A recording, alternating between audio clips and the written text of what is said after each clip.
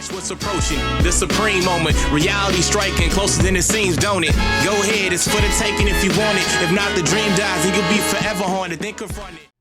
What's good? Welcome back to another session. For today's video, we are going to be testing out the Transformation Boost category team with the inclusion of the brand new LR Vegeta Blue as well as LR Gogeta Blue, because obviously they fall in the category, but it'll be interesting to see how the team overall performs because there are a lot of well-functioning units that perform pretty damn good on this type of event. And of course, I think people wanted to see how Transforming Cooler would be on a team like this. So again, double lead setup with the Transforming Cooler, and we'll see how things go. But before we get into the details, as always, if you enjoy the content, definitely make sure to like the video, and if you're new to the channel, definitely hit the subscribe button. So let's go ahead and get started and talk about some of the stats between the two units, and we'll just start off by highlighting the Gogeta Blue as well as the Vegito Blue units. So we'll start with the Vegito Blue unit.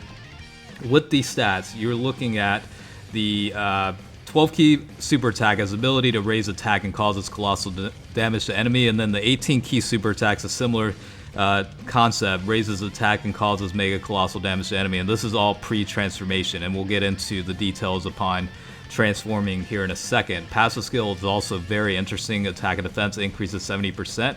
Key +3 when attacking and launches an additional attack that has a medium chance of becoming a super attack. And then a high chance of evading enemies' attack, including supers, as the third attacker in turn.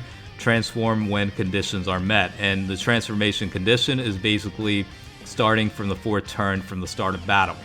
Link setups are pretty straightforward stuff. Luckily, you know, they do have links like Over in a Flash, Fuse Fighter.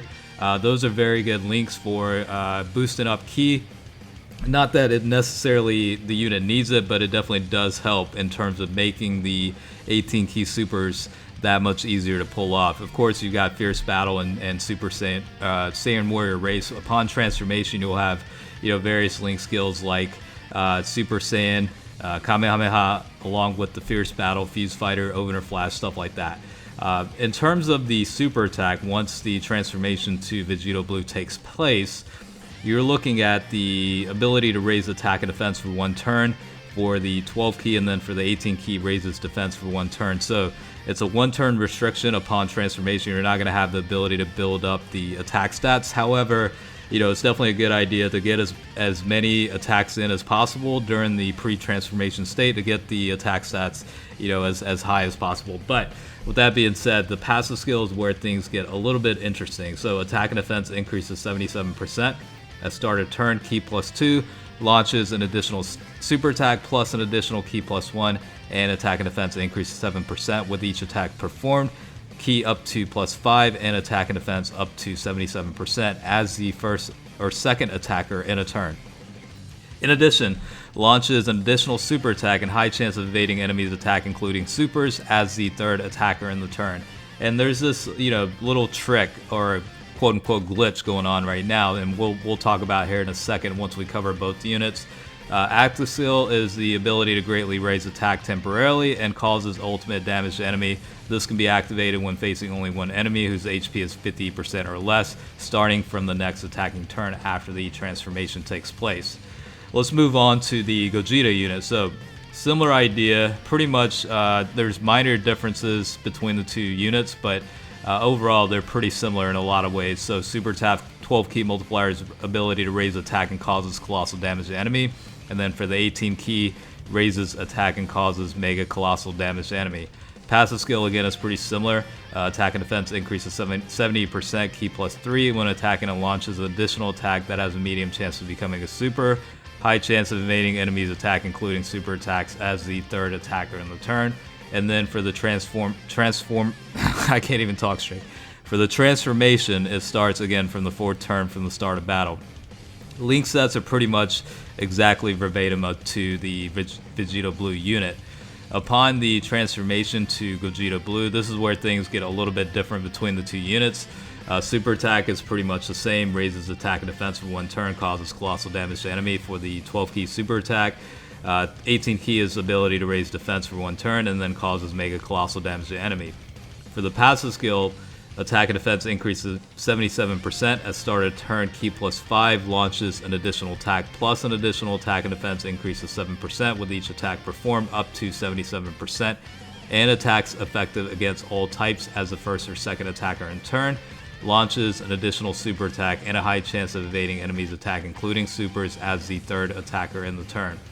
Similar in terms of the active skill, greatly raises attack temporarily and causes ultimate damage to enemy. It can be activated when facing only one enemy whose HP is 50% or less, starting from the next attacking turn from the transformation. So again, these guys are phenomenal beasts, and they certainly live up to the 5-year anniversary hype. I think this is probably the most excited anybody's been overall. I think, you know, the LR Super Saiyan 4 units were very, very good too, but it almost seems like that amount of hype has been surpassed because of how ridiculously popular these guys are. And I think initially people were a little bit drawn aback because, you know, some people were like, oh, not another Gogeta Blue unit, not another Vegito Blue unit. Vegito Blue is obviously more common than Gogeta Blue at this point of the game, but with that being said, I think those are definitely marquee type units to include on an anniversary type banner. So they definitely did execute them very well. Super attack animations are absolutely gorgeous and amazing. They're very good to look at. It's almost a damn shame that you have to put it in ×2 speed for battles. You know, typically for a lot of players grinding and whatnot, we put it in ×2 speed. So it's kind of a shame that you know, we have to speed up the animation. That's how good they look, honestly. And you know, skill sets wise and stats wise, these guys are just fantastic, and you can see this. I mean, it almost in a way, the way the team play format is, the transforming cooler, how ridiculously good this guy is on this particular event. It's almost like the units being overshadowed from the other units like Vegeta Blue and Vegito Blue because, one, it's pretty obvious. I mean, one of the reasons why is because the unit's essentially being used as a floater and not break off the partnership between the two new 5-year anniversary units, plus the other rotation you have, the LR Gohan as well as Transforming Trunks. That kind of works out well because they can quickly build up their attack or defense based on every rotation. Transforming Cooler obviously does have that ability as well, but because of just the team orientation and team build and team play style, it just works out better. So, you know, obviously that's a big reason as to why Cooler's being a little bit overshadowed from the other units, but either way, it really does signify how good these units are because, yeah, they can defend pretty well, they can attack offensively, they're pretty damn amazing. I mean, it's hard to say otherwise. I will say Vegito Blue definitely does have the better defense out of the two units. It just comes across that way through various testing. It just seems like whenever you do have a lot of incoming attacks, it's certainly better to put Vegito Blue on the spot where most of the attacks are coming. It just seems to be the case where that's probably the best way to go about it. And honestly, yeah. So there is that trick, right, or glitch in a way where, you know, if you have the ability to pull off the active skill, you can certainly, it's recommended to use the active skill in the third rotation, or third slot, I mean, in the rotation. Upon doing that, that pretty much allows you to move the other units in the first or second slot, and you can pretty much fully activate everything within their passive skill. Like, so for example, the ones that are specific to, you know, launching an additional super attack and high chance of evading enemy super attacks as the third attack in the turn, that actually gets fulfilled by initiating the active skill, and you'll actually be seeing the benefits of that in the first or second slot. So on top of, you know, the criteria and conditions of being attacks effective against all types in the first or second attacker, or, you know, the additional attack and defense increase up to a certain amount, or key boost, all of those factor in once you initiate the active skill, based on doing that in the third slot, and then moving positions based on, you know, completing that. So it's quite crazy how much you can exploit out of these units, and it's almost funny because, one, like, Transforming Cooler was obviously on a floater position, but because of that, you're not able to build up the attack stats for that unit as much.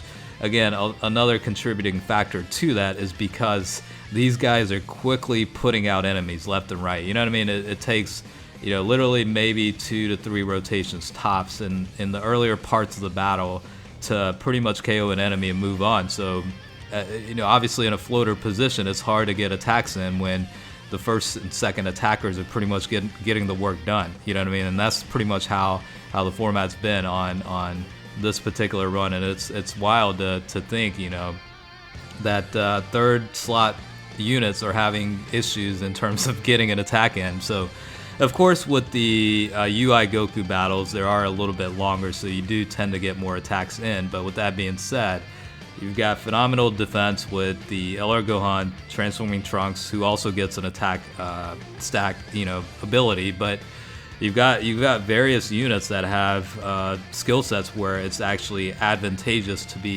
for the battle to be longer. They actually become better. You know what I mean? And it's crazy smooth and very, very stable how this team runs on an event like this. I mean, you got to remember, this event is still technically pretty difficult, depending on the type of team builds you bring. Of course, if you bring in defense stacking units, it does make life a hell of a lot easier. So that's kind of why, you know, Gohan and Trunks are in it. But even if you didn't, the other remaining units, I mean, they're ridiculously good. So they're gonna get a lot of HP depletions from the enemies in, and of course, like, Kid Buu's on there as predominantly a support. That's really what it comes down to. You know, that extra ki boost and attack and defense boost certainly does make a difference to some degree, and that's really all that unit's there for. And it seems like because it's, again, in a floater position, you don't really see that unit attack a whole lot.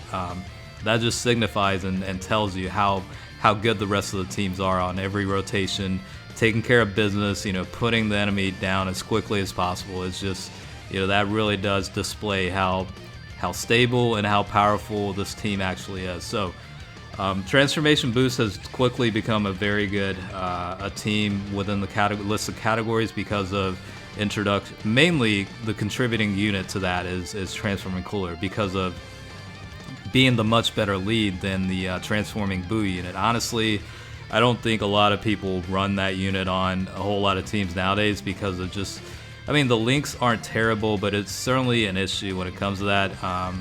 But, you know, at the end of the day, it's one of those things where Cooler is just that much better. I mean, honestly, at the end of the day, Transforming Cooler is probably easily one of the top 5 units, I would say, just because of how well-rounded the unit is. And, you know, the verdict's still out on where to place the new LR units. You know, where do they fall on the top list? I can't really make that determination at this point yet. It's a little bit too early to make that judgment, even though we had plenty of time to testing. I would personally like to kind of play around with different categories, different team builds, different rotational setups, and, you know, all sorts of stuff before really making my mind up on how good these units are on a top 10 list, for example, because they'll easily fall into a top 10. There's no question about it. The question is where they fall into within that top 10. That's really ultimately where that debate comes down to. So, I don't know, maybe I'll you know, kind of do a thorough analysis on the units and just kind of, you know, make my own listing and see how they place out. Again, if I end up doing that, it is heavily opinion based, so it's not a scientific fact. It's not even a theory. You know, it's not even a hyperbole. Really, it's more or less just an opinion. So at the end of the day, if I do end up doing a video related to that, just know in advance, it's my personal opinion. It's you know, it's a lot of. That's the thing about human nature. A lot of personal bias do come into play when you do make personal ranking listings, you know, that sort of stuff. So just a pre-advance warning that you'll probably see some of my bias go into that, even though I'll try to be as unbiased as possible. But, you know, back to the point of these guys, I mean, it's certainly a flagship unit to commence the 5-year anniversary, and it'll be interesting to see how part 2 ends up being. Of course, a lot of people are saying, you know, Broly or Merge Zamasu are going to be the units that come out with. Of course, we all know it's typically the same shit every year, but it'll be a legendary banner introduced as part 2. And last year, of course, we had the GT Trio and Super Baby show up, so chances are highly likely we're definitely getting 2 units as part of part 2 off of the Legendary banner. Of course, we do have the LR Awakening for the free-to-play Zamasu unit as well. So it'll be interesting to see how things play out in part 2. But as far as the start of year 5, I think it's certainly lived up to the hype. It's been a very exciting period and a lot of activity, a lot going on right now. The units live up to their hype. I mean, stats and skill sets wise, these guys are phenomenal. Each individually, do run very well, and they are slightly different. They have their unique differences, and people can debate on which one's better or which one's the more superior unit. But at the end of the day, it ultimately does come down to personal preference, and ultimately it really just comes down to which unit you like, regardless of stats and whatever. There's certainly factors like card arts and the character itself that you tend to like more than the other, and that does come into play, really. Like, even though we can just look at it from a skill set standpoint, those are going to play a factor at the end of the day. That's my opinion on it. So with that being said, I mean, I personally like both of them equally. Vegeta Blue definitely tends to seem better in terms of defense. Of course, Gogeta is nice because of the unit's ability to have attacks effective against all types. So individually, they do have their pros and cons. If I had to pick between the two, I had already pretty much had an opinion on it once I saw the stats and started, thinking about it and watched the animations. I think personally, I like Gogeta Blue a lot. I wouldn't say a lot, but slightly better than Vegito Blue. But at the same time, Vegito Blue is very, very good. The built-in additionals, more so than Gogeta Blue, is certainly an offset with the guaranteed, effective attacks against all types. You know what I mean? So it all really just comes down to personal preference. But at the end of the day, this Transforming Boost category team with the 2 new LRs is absolutely ridiculous. I mean, they're so stable, they're so well functioning, and they perform ridiculously well in terms of both offense and defense. It's quite crazy how good this category team setup is. And of course, you can diversify and run different types of units and include different types of supporting roles or other skill set oriented type units and play around and whatnot. But again, for this particular showcase and run, I figured it'd be a good idea to include some of the units that you guys probably wanted to see. So with that being said, hopefully you guys enjoyed the video. As always, I do appreciate you watching. Definitely stay tuned for the next video. I got some more lined up, so we're not short on content by any means, you know what I mean? So certainly check that out when it does come out, and hopefully enjoy it. All right, I'll catch you guys later. Peace out.